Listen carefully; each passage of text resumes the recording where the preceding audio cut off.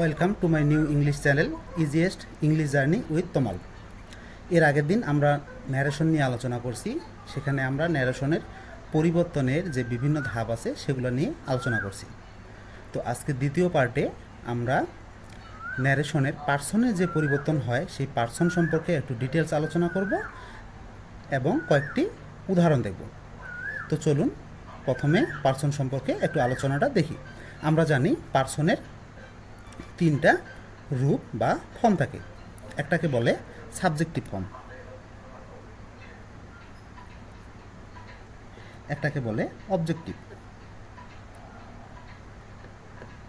একটাকে বলে possessive.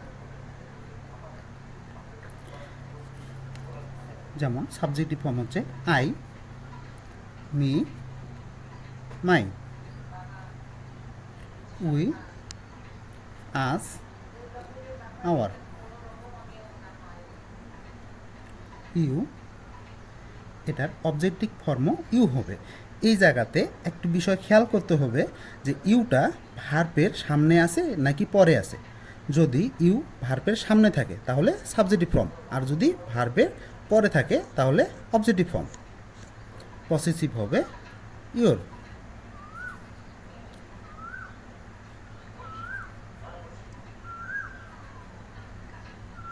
Him, his, she, her, হার,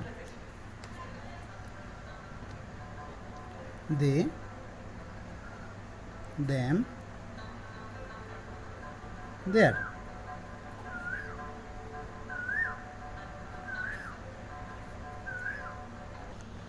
এবার আমরা কিছু উদাহরণ ফলো করি। এখানে প্রথম যে উদাহরণটা দেওয়া আছে, এখানে আমি প্রথমত খেয়াল করব আমার কোটেশনের ভিতরে যে বাক্যটি আছে এটি কোন সেন্টেন্স। এটি অ্যাসারেটিভ সেন্টেন্স। তাহলে এখন এই অনুযায়ী আমি পরিবর্তন করব। অ্যাসারেটিভ সেন্টেন্স হইলে সেড টু এর জায়গায় বসবে told. He told me. Assertive সেন্টেন্সে ইনভার্টেড কমা উঠে বসবে দ্যাট। এরপর চলে আসি আই। আই হলো ফার্স্ট পারসন। আই হলো ফার্স্ট পারসন। এটি সাবজেক্টকে ফলো করবে। এখানে সাবজেক্ট আছে হি। যদি সাবজেক্টের জায়গাতে কোনো নাউন থাকে তাহলে তার প্রোনাউন রূপটি প্রথমে বের করে নিতে হবে। এরপর আমি দেখব আমার কোটেশনের ভিতরে যে সাবজেক্টটা আছে, যে পার্সনটা আছে, এটি কি সাবজেক্টিভ ফর্মে আছে, অবজেক্টিভ ফর্মে আছে নাকি পসেসিভ ফর্মে আছে।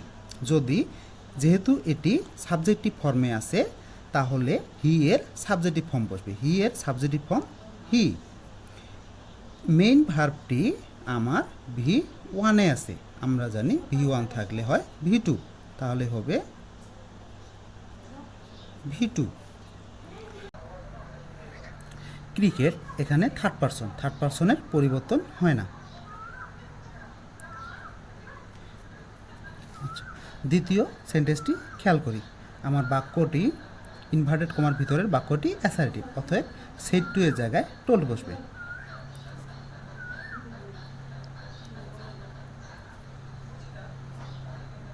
ইনভার্টেড কমা উঠে দ্যাট।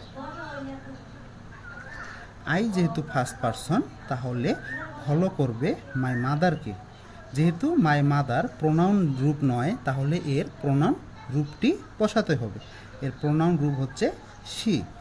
এখন আই হচ্ছে সাবজেক্টিভ ফর্ম, তাহলে শি এর সাবজেক্টিভ ফর্ম বসবে।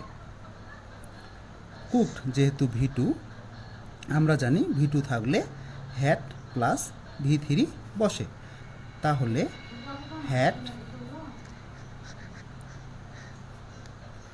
কুকড। ফুড থার্ড পারসন পরিবর্তন হবে না।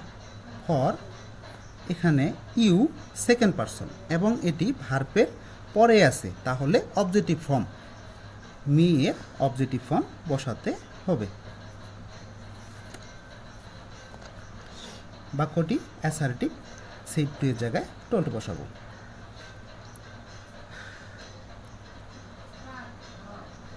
ইনভার্টেড কমা তুলে দ্যাট।